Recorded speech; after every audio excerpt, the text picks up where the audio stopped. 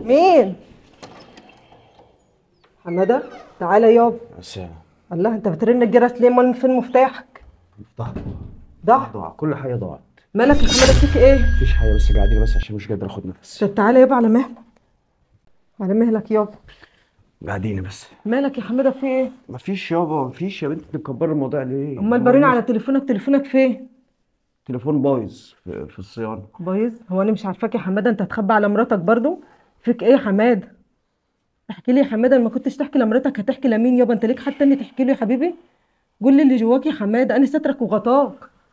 بصي ايه يابا؟ انا هقول لك بس بالله عليك هقول لك كلام ما يطلعش بره. لا يابا هقول لمين؟ ده انا سرك. انا الثبت جزء الثبت. انا واقف على الطريق عادي لقيت 2 جم عليا بمكنه الساعه كام بطلع التليفون ثبتوني، خدوا المحفظه وخدوا المفاتيح وخدوا التليفون وخدوا كل حاجه. ايه يعني يا حماده ده اللي مزعلك؟ فداك يابا. انا صعبان عليا نفسي، الموقف وحش، الموقف يزعل. يابا كفايه ان انت رجعت بالسلامه، كل حاجه تتعوض، ولا تزعل ولا تشيل نفسك هم يابا. بالله عليك الكلام ده بيني وبينك ما يطلعش. لا يابا نحكي لحد يابا، ده انا سرك. طب انا تعبان هقوم في الظهر. طب قوم نام يابا وانا هجهز الغدا واصحيك. ما تصحنيش ماليش نفس. طيب يابا قوم. ماشي يا حبيبي قوم يلا على مهلك. مين؟ انا يا اختي سام. اخويا تعالى يا عامله اخويا. ايه؟ الحمد لله. السلام عليكم. وعليكم ازيك يا السلام. عمتي؟ الله يخليك يا مرات اخويا. تعالى كويس ان انت جيت. حماده هنا. حماده هنا؟ نايم جوه. نايم؟ ده مش عوايده يا بنتي، في ايه خير؟ مش عوايده ايه يا اخويا؟ ما انت ما تعرفش اللي حصل. ايه يا بنتي ايه؟ تعالى بس خش اقعدي. والله وانت سيبك من مرات اخوك دلوقتي، ايه اللي حصل لحماد؟ هحكي لك يا اخويا على اللي حصل. آه. لقيت حماده جاي من الشغل.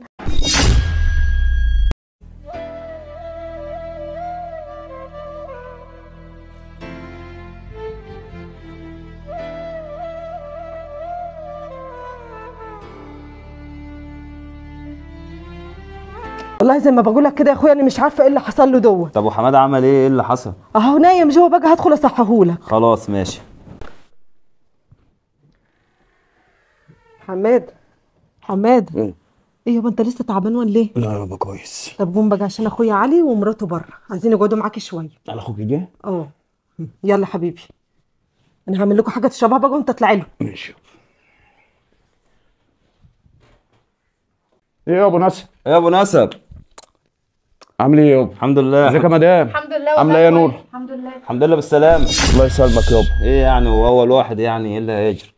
مالك يا عم في ايه؟ الحمد لله بالسلامه يا سبع الرجال، انت كويس؟ الله هو جوزك النهارده دمه خفيف صح رايق ولا ايه؟ يا عم كويس مالي الحمد لله، ما انا قاعد قدامك تمام. وفي حاجه ولا ايه؟ طب يا عم اي حاجه تتعوض بعد كده. يا عم ماشي، في ايه طيب؟ بقى تطلع وتثبت كده يا اخي ويتاخد منك أثبت؟ تليفونك. مين اللي قالك تليفوني تليفوني في الصيانه يا عم؟ يا جدع. ايوه تليفوني. طب مين اللي قالك كده؟ محفظتك فين؟ محفظتي جوه، اخش اجيبها لك تشوفها؟ جوه؟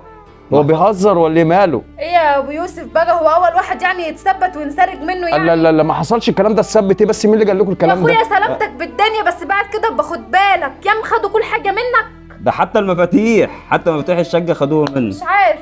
تعيش وتاخد غيرها يا ابو نسب، معلش. خدوا منك حاجه تانية؟ اهم حاجه الطقم اللي انت طالع بيه الصبح، رجعت بيه؟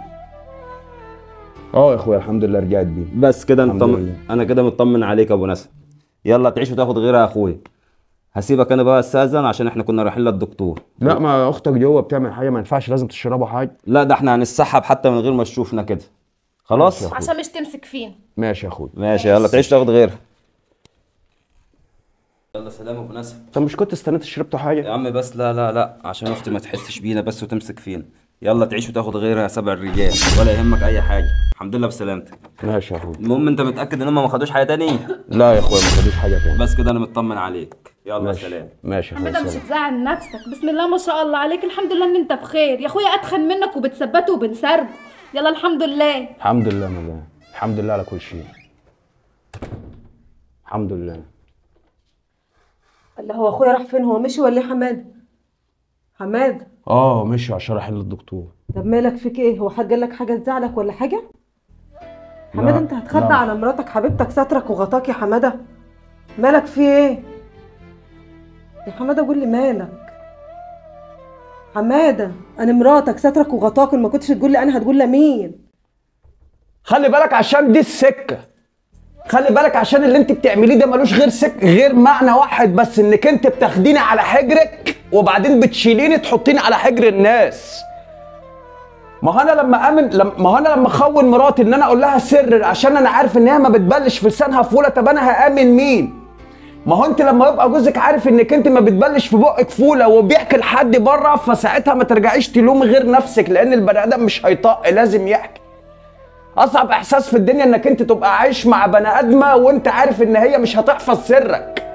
عارف يعني ايه انها تبقى مراتك وام عيالك وانت حتى خايف تقول لها سر؟ شايفه وصلت جوزك ليه؟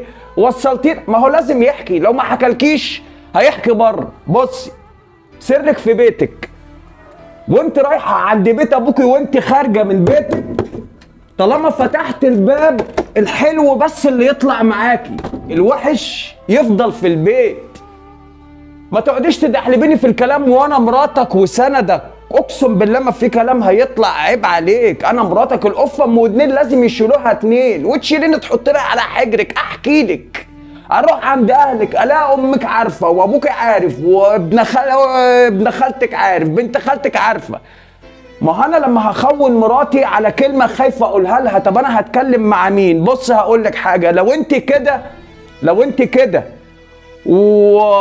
وعارفه انك انت لسانك زالف، وعارفه انك انت ما بتبلش في بقك فوله، ففي يوم من الايام لو حد جه خبط عليك وقال لك جوزك بيحكي اسراره لواحده تانيه غيرك، ما تلمهوش ساعتها، ما تلموش غير نفسك. السلام عليكم ورحمه الله وبركاته.